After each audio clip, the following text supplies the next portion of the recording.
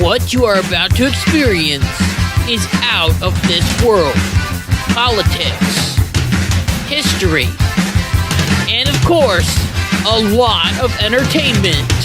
It's time to rock it with the Docket.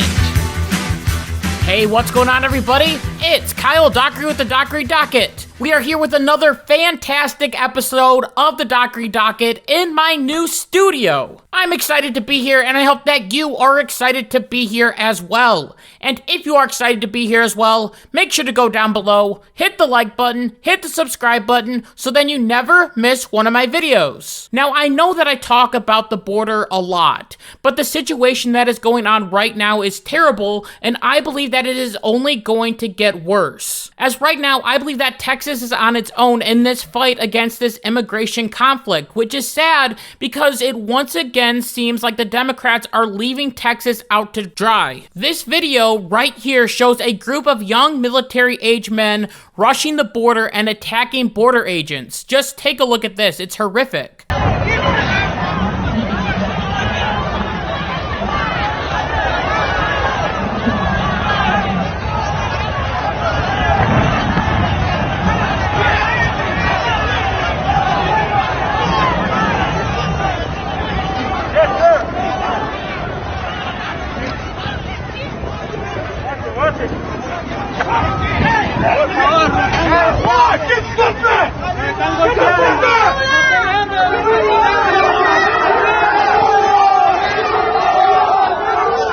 This right here seems like an invasion to me, and somehow it must be stopped. According to the report, a group of migrants rushed past Texas National Guard troops at the border wall in El Paso, Texas, Thursday, seeking to surrender to Border Patrol to apply for asylum. The migrants made their way across some razor wire and an opening to the border wall, where they were momentarily forcibly held back by a small group of National Guardsmen. Now, luckily, this situation didn't get bloody, as the Border Patrol agents were able to call in more people, and they were able to put these different migrants under control. However, while some of these people are innocent, some of these people honestly want to come into this country and make a better life for themselves. I believe also that there are other people that want to do serious harm to this country, and some of these people are the people that just rushed the southern border in that video that I just showed. As there were Border Patrol agents after that rush happened that were able to confiscate knives and shanks. As according to a source reported by the New York Post,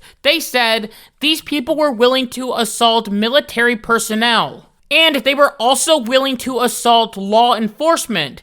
They have complete disregard for our laws. Now, as I said, this didn't get as bloody as it could have, as only a few of these border guards were sent to the hospital with only minor wounds, but it could have been a whole lot worse, as one of these migrants tried to grab a gun from a border agent.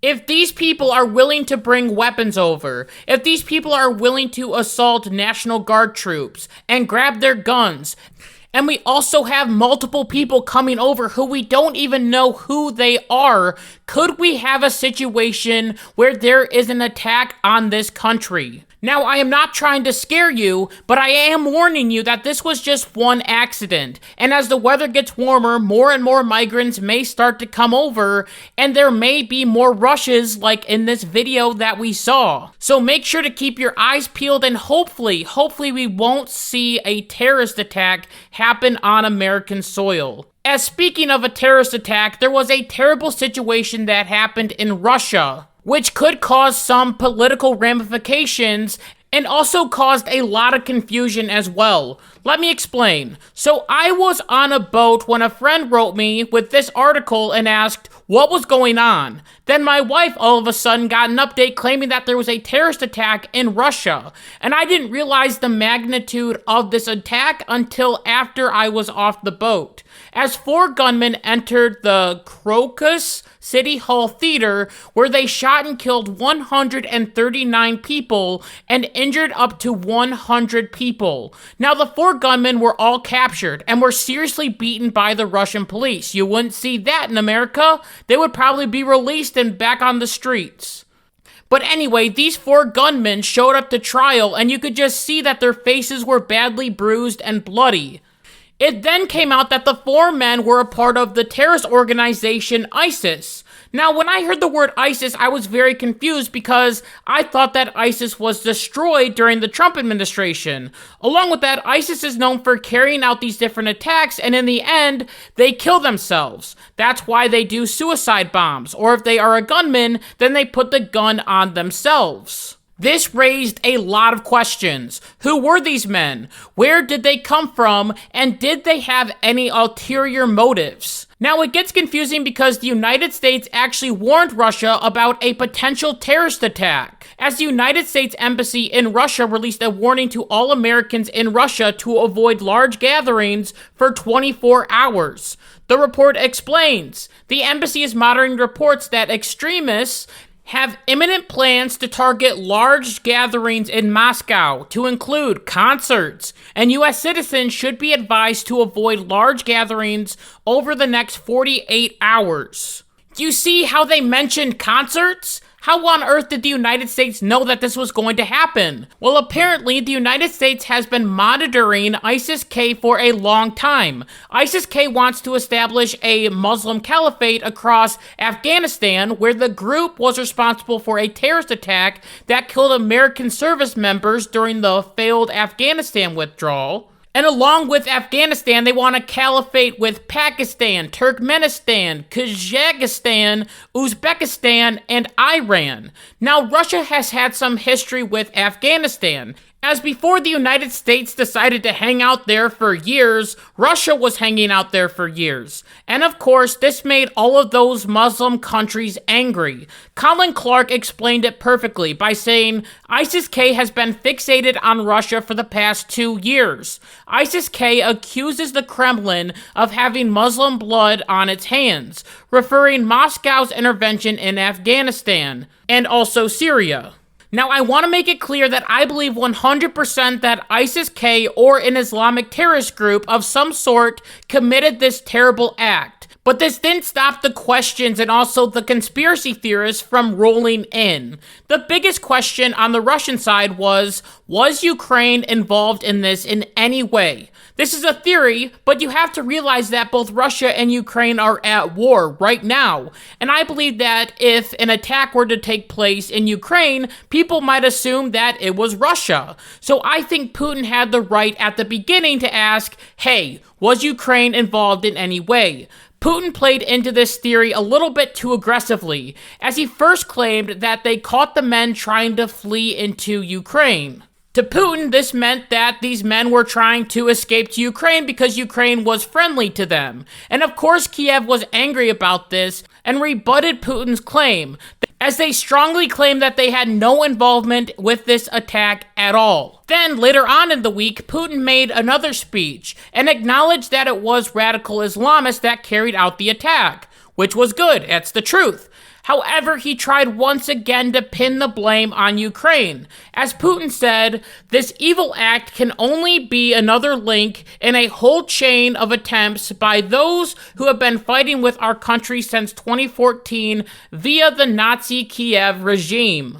Along with that, Putin also claimed that they are investigating this attack and are interested in who ordered it and who benefits from this attack. Ukraine officials have already come out and claimed that these thoughts from Putin are absolutely absurd, and they denied once again that they had anything to do with this attack. Along with that, Zelensky also came out and claimed that this was a ruse by Putin for creating a pretext for escalating the war. And every single Western country right now is claiming that Ukraine had no involvement at all. Now, once again, I want to make sure I am very clear. I believe that Ukraine or even the West had nothing to do with this attack. But this attack could have serious implications in this war with Ukraine. Even though I agree with Putin and maybe other countries exploring this attack and seeing who was involved, Zelensky is right. Putin could use this and convince his people that this attack was from Ukraine,